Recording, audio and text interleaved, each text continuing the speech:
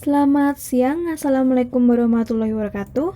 Kami dari kelompok 6 yang beranggotakan saya Rahmalia Fathiatul Jannah, Vina Dwi Astuti, Jiana Ansira Ferikesit, dan Elvan Saputra. Pada kesempatan kali ini, kami akan mempresentasikan penjelasan mengenai faktor-faktor yang digunakan oleh retail dalam menentukan sistem pembelian mereka.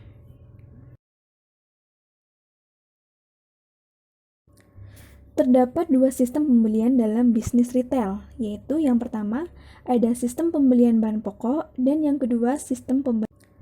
Terdapat dua sistem pembelian dalam bisnis retail, yaitu yang pertama ada sistem pembelian bahan pokok dan yang kedua sistem pembelian anggaran barang untuk barang fashion.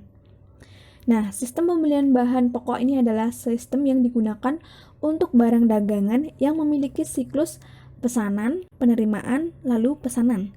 Nah, di mana siklus ini relatif dapat diramalkan. Akan tetapi, sistem ini tidak dapat digunakan untuk barang-barang fashion, karena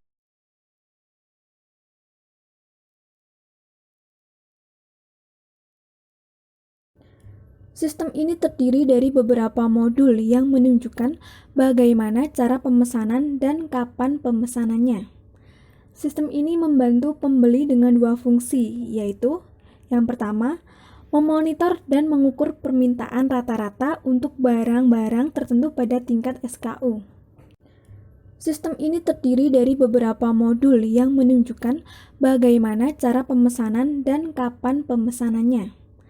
Sistem ini membantu pembeli dengan dua fungsi, yaitu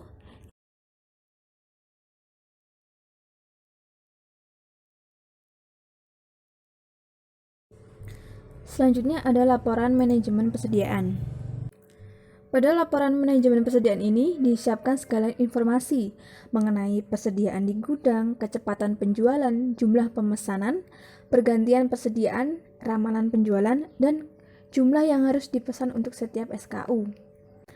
Retail harus memiliki jadwal yang jelas dengan vendor karena dalam jadwal ini ditentukan dengan cara memberikan bobot pada biaya pengangkutan barang dibandingkan dengan biaya pembelian dan penanganan barang.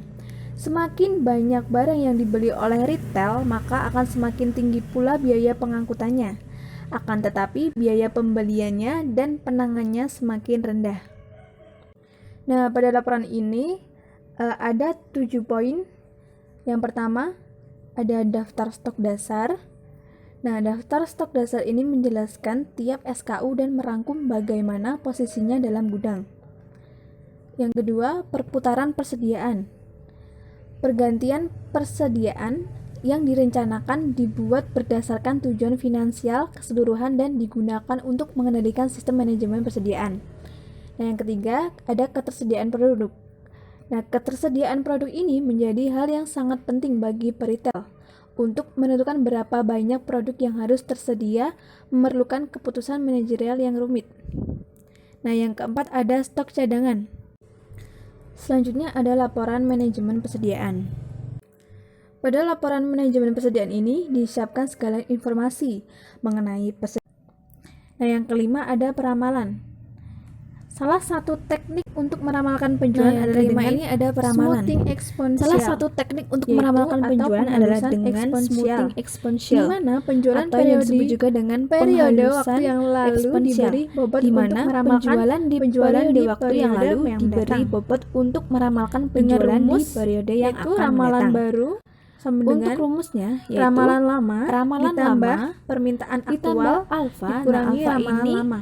hasil dari permintaan Nah, di aktual sini adalah dikurangi konstanta ramalan lama. antara 0 dan 1 yang Alfa ditentukan adalah konstanta antara pengaruh 0 permintaan dan 1 aktual terhadap yang ramalan menentukan baru. pengaruh permintaan Ketika aktual permintaan terhadap ramalan baru. meningkat atau menurun Ketika dengan tajam, permintaan meningkat nilai atau alfa yang menurun tinggi dengan seperti tajam, 0,5 nilai alfa yang menyebabkan tinggi seperti ramalan beraksi dengan 0,5 cepat. menyebabkan ramalan beraksi Nilai dengan alfa cepat. yang rendah seperti 0,1 Nah, kalau untuk digunakan nilai untuk alfa yang rendah perubahan seperti permintaan berlangsung 0,1 dengan lambat. digunakan Jika perubahan alfa terlalu permintaan besar berlangsung dapat dengan lambat. menghasilkan ramalan yang tidak Dan jika stabil alfa karena terlalu besar ramalan dapat beraksi terlalu menghasilkan besar ramalan yang terhadap tidak perubahan stabil yang terjadi di karena pasar. ramalan Dan beraksi jika alfa terlalu terlalu rendah besar terhadap ramalan perubahan akan yang terjadi selalu di pasar. ketinggalan terhadap tren Jika atau alfa rendah, kecenderungan. ramalan akan selalu Nah, ketinggalan jenis terhadap ramalan tren yang atau digunakan kecenderungan. penghalusan eksponensial Ini adalah permintaan non-musiman, yaitu meramalkan permintaan tanpa mempertimbangkan pemesanan musiman. Untuk memperoleh ramalan permintaan yang aktual, jumlah sistem barang manajemen minimum persediaan yang tersedia, mengalihkan permintaan sehingga non-musiman barang tidak dengan boleh indeks habis sebelum musiman. pemesanan. Nah, yang kelima ini ada peramalan. Salah satu teknik untuk meramalkan penjualan adalah dengan smoothing eksponensial, atau yang disebut juga dengan penghalusan eksponensial, di mana penjualan di periode waktu yang lalu diberi bobot untuk meramalkan penjualan di periode yang akan mendatang. Untuk rumusnya yaitu ramalan lama ditambah alfa. Nah, alfa ini hasil.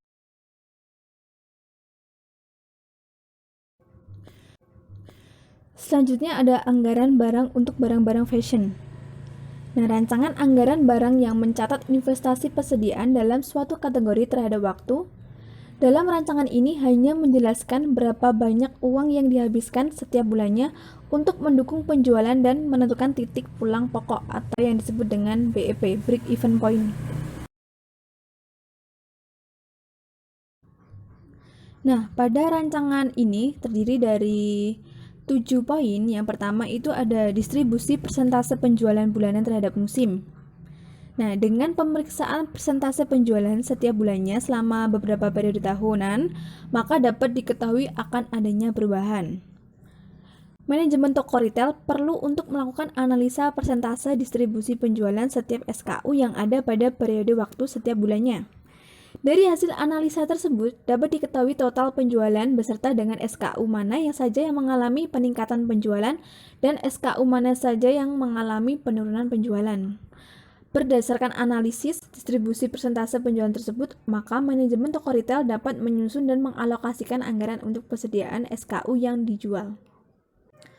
Selanjutnya pada penjualan bulanan, di sini itu sebanding dengan penjualan total yang diramalkan untuk periode waktu tertentu dikalikan dengan setiap persentase penjualan di setiap bulannya. Di dalam sebuah bisnis tentunya akan terjadi fluktuasi penjualan setiap bulannya dan bahkan terdapat perbedaan fluktuasi penjualan jika dibandingkan dengan penjualan pada tahun sebelumnya. Nah, hal ini adalah sesuatu yang lumrah atau wajar dalam sebuah bisnis retail.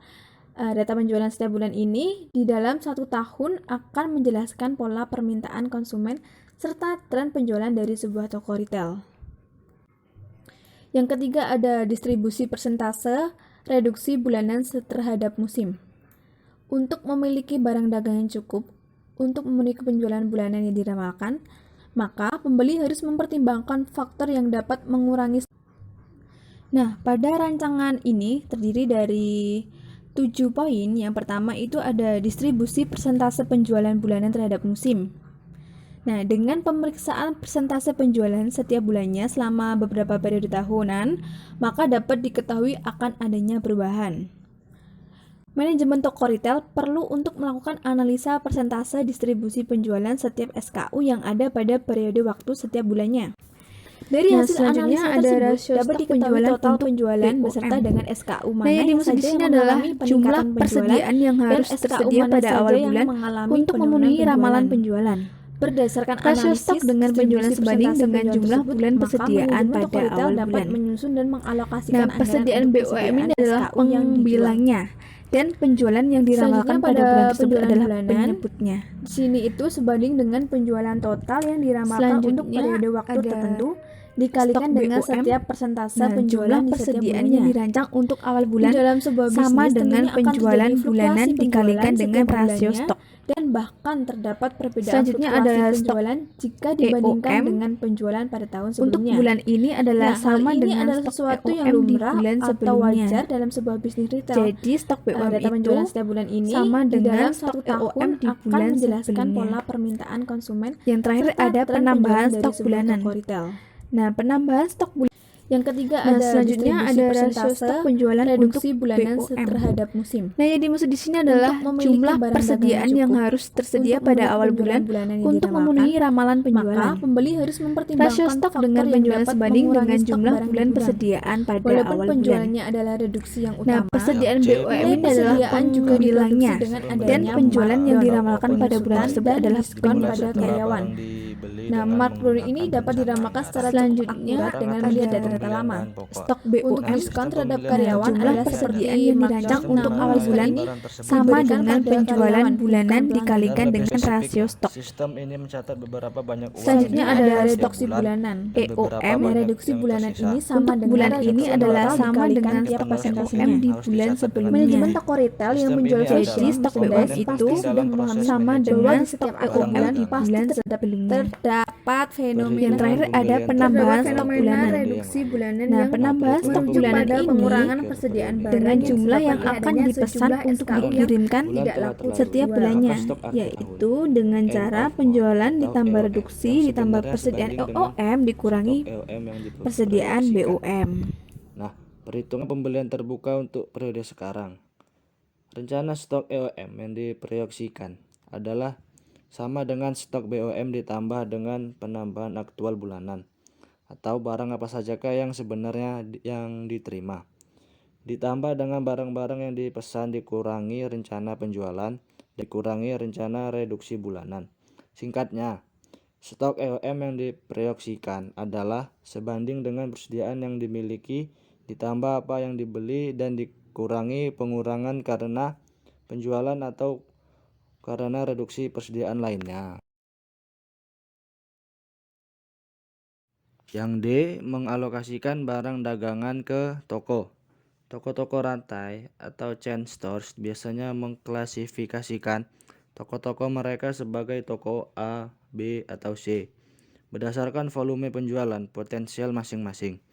Tiap alokasi barang ke toko-toko tersebut berbeda-beda. Toko-toko yang lebih kecil memerlukan rasio stok penjualan yang lebih besar dari rata-rata. Pengalokasian berlaku untuk barang-barang fashion maupun bahan pokok. Dengan strategi distribusi tarik, pemesan untuk bahan pokok dilakukan di tingkat toko berdasarkan data permintaan yang diperoleh melalui terminal kasir. Dengan strategi distribusi dorong strategi penggunaan merek dialokasikan dapat berdasarkan permintaan merek atau historis posisi persediaan pada banyak distribusi dan retail dapat membeli merek yang sudah terkenal atau dengan mengembangkan merek privat mereka sendiri ataupun dapat mengembangkan bauran dari keduanya.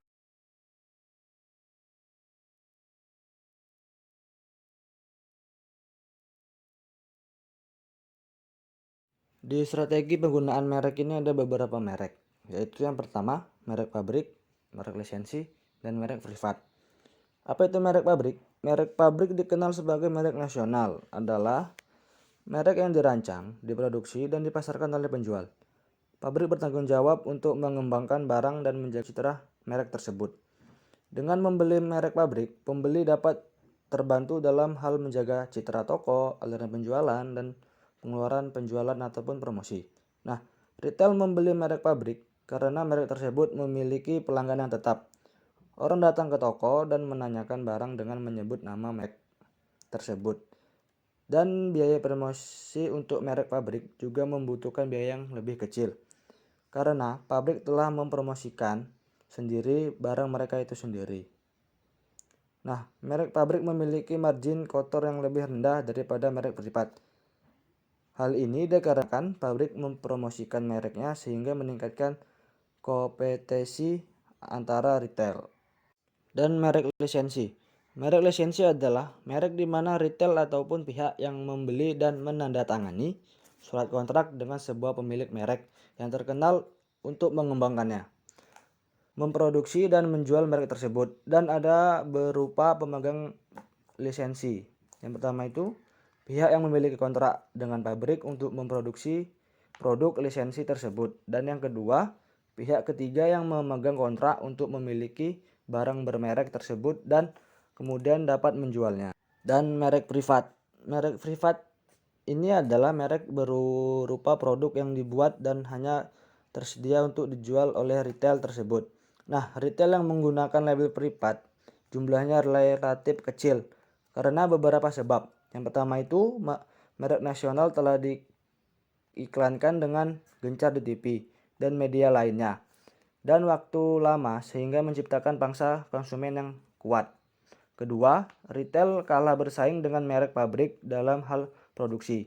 Ketiga, banyak retail yang tidak memilih untuk bersaing dengan agresif dengan merek pabrik, sehingga label privat memiliki reputasi yang lebih rendah daripada merek pabrik. Dan ada beberapa alasan mengapa sedikit menggunakan label privat. Yang pertama itu, merek pabrik sudah mengiklankan produknya dengan gencar di TV dan media komunikasi yang lainnya dengan waktu yang cukup lama sehingga mampu menanamkan citra merek yang kuat dalam benak konsumen. Yang kedua, retail kalah bersaing dengan merek pabrik dalam hal produksi di mana pabrik mampu memproduksi dalam jumlah yang besar, sedangkan label privat biasanya dalam volume yang kecil.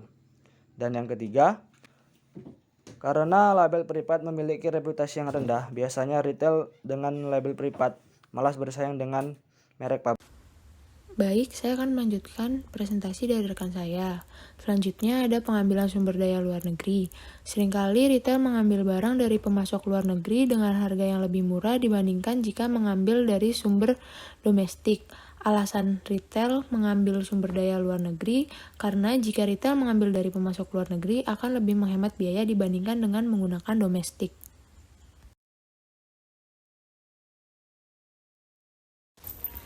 Yang ketiga ada pajak. Pajak ialah biaya yang dikenakan oleh pemerintah terhadap barang-barang impor efek negara asal sebagai barang dari negara proteksi yang untuk sedang melindungi berkembang barang-barang agar dalam dapat negeri murah. dalam kompetisi Beberapa dengan pertimbangan barang-barang untuk luar memilih negeri. negara Yang tempat keempat untuk ada alih zona sumber daya. perdagangan Pertama ada bebas. teknologi atau Zona keahlian. perdagangan bebas Teknologi atau khusus keahlian dalam sebuah merupakan salah negara satu yang dapat pertimbangan di dalam digunakan penentuan sebagai negara, gudang, pemasok barang pengemasan, untuk toko pelabelan, retail. Yang kedua pembuatan, ada biaya dan waktu pengiriman. Biaya dan waktu ataupun pengiriman yang harus pengangkutan dikeluarkan barang untuk impor mendatangkan tanpa dikenakan produk pajak. impor dari luar negeri juga turut menjadi salah satu aspek pertimbangan. Dan yang ketiga ada biaya per unit barang. Yang kelima Biaya per ada unit biaya barang pengangkutan persediaan. atau Biaya lebih disebut tinggi biaya jika mengimpor kulakan. barang dari luar Harga negeri juga dibandingkan turut dari dalam menjadi negeri. bahan pertimbangan Karena dari di manajemen dalamnya toko termasuk retail. juga biaya Yang terakhir peminjaman ada uang kemudahan untuk investasi berdagang. seperti Aspek asuransi dan penting pajak. selanjutnya adalah Yang terakhir ada biaya kemudahan di transportasi. dalam Jika melakukan impor, biaya transportasinya lebih besar. Sebab secara Yang logika kedua ada semakin fluktuasi jauh mata barang uang menempuh asing. perjalanan, maka biaya Fluktuasi transportasinya atau akan uang semakin asing besar. perusahaan pengekspor juga perlu diperhatikan Selanjutnya dalam ada pengambilan kebijakan keputusan. manajerial terkait Fluktuasi dengan nilai tukar pemakaian bisa sumber menambah daya biaya asing. operasional Yang yang harus pertama ada dikeluarkan kontrol oleh kualitas. pebisnis retail. Ketika mengambil sumber daya asing, standar kualitas lebih susah untuk dijaga dan diukur daripada mengambil sumber daya domestik. Yang kedua ada membangun partnership yang strategis. Hal ini juga sulit dilakukan jika retail mengambil barang dari negara-negara yang jauh atau kurang berkembang. Biasanya bahasa menjadi kendala utamanya. Slide selanjutnya tentang berhubungan dengan penjual.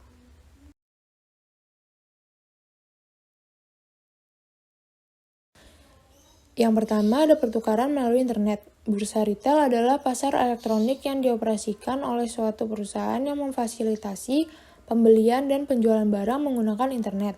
Beberapa fungsi pertukaran atau bursa. Yang pertama ada petunjuk. Retail dapat mencari barang berdasarkan tipe produknya secara elektronik dalam internet. Yang kedua ada seleksi. Pembeli dapat mempersempit ruang pencarian untuk pabrik tertentu. Yang ketiga ada harga. Barang dapat ditawarkan dengan harga yang tetap di mana setiap orang membayar dalam jumlah yang sama. Yang keempat ada kolaborasi. Retail dapat berkolaborasi dengan penjual untuk memperoleh keuntungan. Yang terakhir ada isi. Bursa dapat menjadi sumber informasi yang baik karena banyak menyediakan berita-berita. Dan ada 3 jenis pertukaran. Yang pertama ada bursa konsorsium. Adalah bursa retail yang dimiliki oleh beberapa perusahaan dalam satu industri. Yang kedua ada bursa privat. Adalah bursa yang beroperasi untuk menggunakan eksklusif dari sebuah perusahaan. Yang ketiga ada bursa independen. Bursa independen adalah bursa retail yang dimiliki oleh pihak ketiga yang menyediakan sarana elektronik untuk melakukan pertukaran.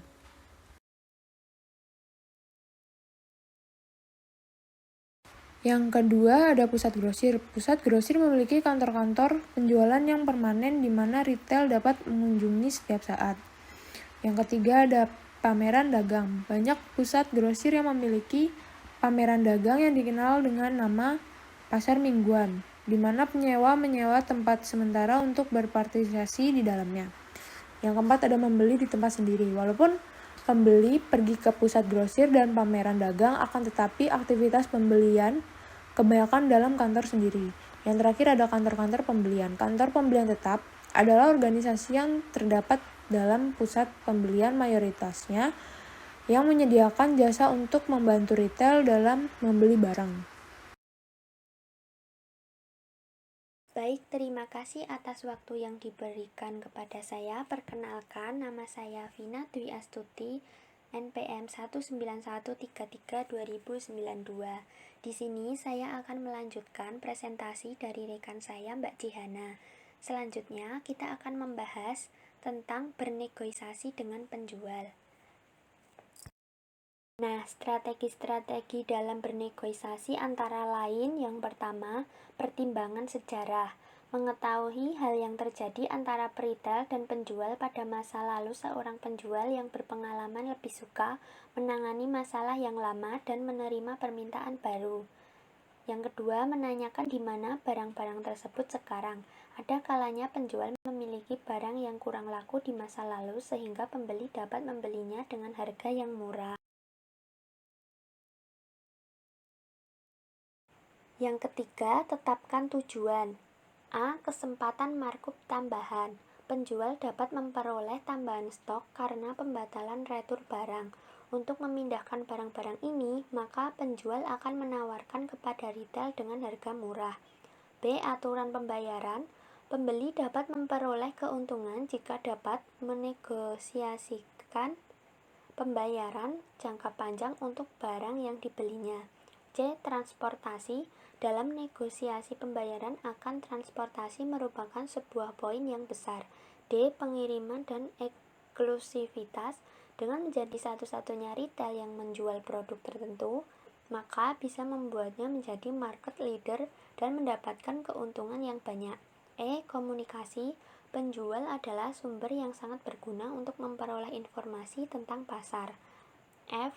Potongan promosi. Kadangkala retail membagi biaya promosi melalui pengaturan kerjasama dengan penjual yang dikenal sebagai promosi co-op, yang artinya program yang dijalankan oleh penjual di mana penjual setuju untuk membayar semua atau sebagian dari biaya promosi.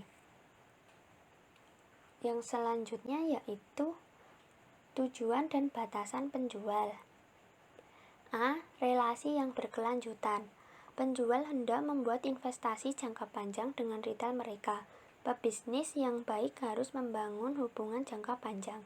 Keuntungan penjual dari hubungan bisnis jangka panjang dengan para peritel yaitu yang pertama, pembelian rutin, yang kedua, mengenal karakteristik pembelian, yang ketiga, menurunkan biaya operasional. B. Menguji barang baru.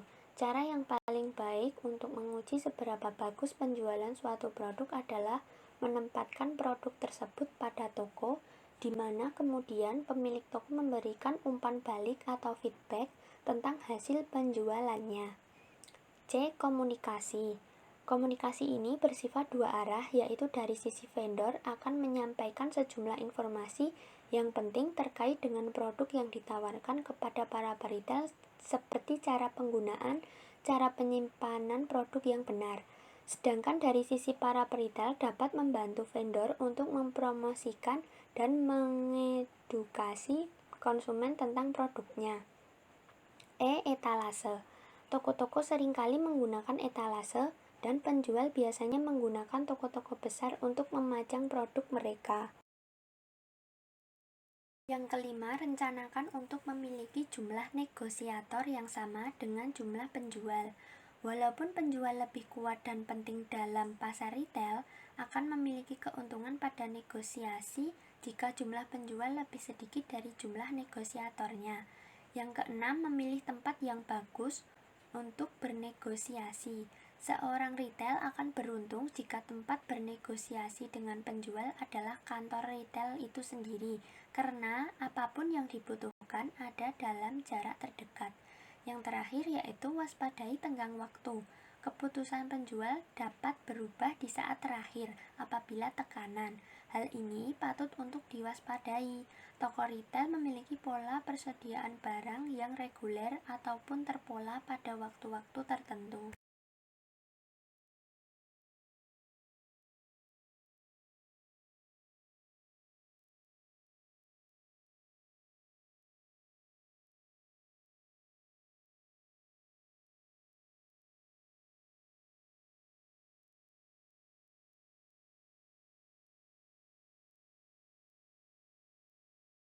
Selanjutnya kita akan membahas petunjuk untuk negosiasi tatap muka.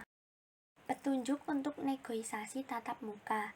Yang pertama, pisahkan masalah. Jangan sekali-kali mengaitkan hubungan yang lain dengan bisnis seperti pertemanan karena hal ini dapat membuat pihak penjual tidak nyaman dalam bernegosiasi. Yang kedua, memberi penekanan pada kriteria objektif. Gunakan kriteria objektif berupa fakta-fakta hasil penjualan di masa lalu ataupun fakta lainnya. Yang ketiga, buatlah pilihan untuk hubungan yang saling menguntungkan. Untuk membuat pilihan ini biasanya perlu proses perencanaan yang cukup panjang, tapi harus dibutuhkan pemikiran cepat tanpa direncanakan pada saat negosiasi berlangsung. Yang keempat, biarkan mereka bicara. Untuk membuat pilihan ini biasanya perlu proses perencanaan yang cukup panjang, tapi harus dibutuhkan pemikiran cepat tanpa direncanakan pada saat negosiasi berlangsung. Yang kelima, tahu sejauh mana harus bicara. Jika retail terlalu memaksakan kehendaknya, penjual akan tidak segan-segan berkata tidak dan meninggalkan negosiasi. Yang keenam, jangan membakar jembatan. Walaupun menurut retail hasil negosiasi tersebut tidak memuaskan, jangan memutuskan hubungan dengan penjual, karena di dalam pemasaran akan selalu ada kemungkinan untuk bertemu kembali. Yang ketujuh, jangan berasumsi.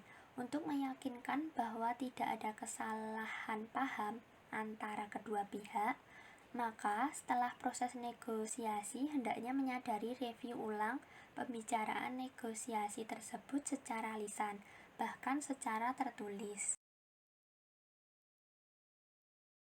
Yang terakhir, kita akan membahas tentang membangun dan menjaga hubungan strategis dengan penjual.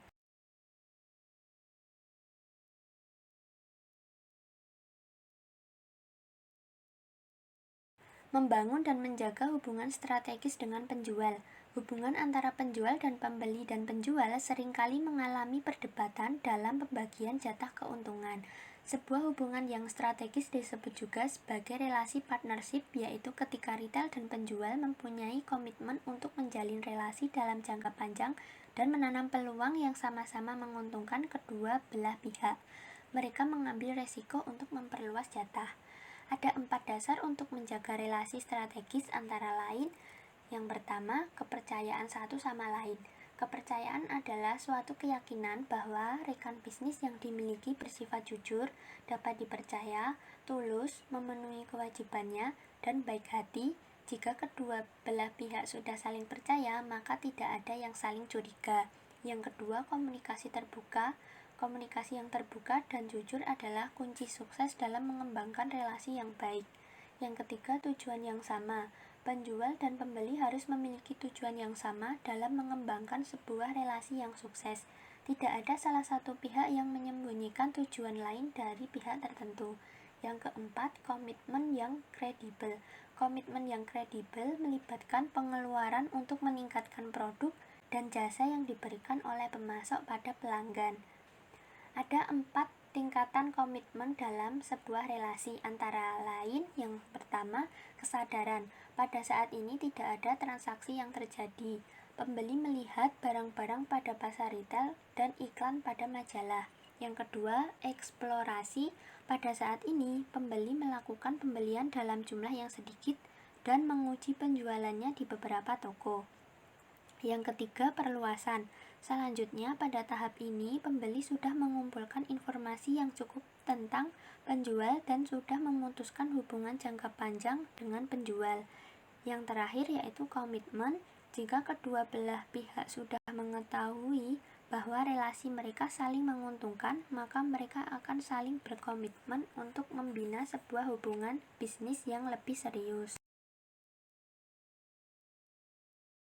Baik, terima kasih. Sekian dari kelompok kami. Kurang lebihnya mohon maaf. Wassalamualaikum warahmatullahi wabarakatuh.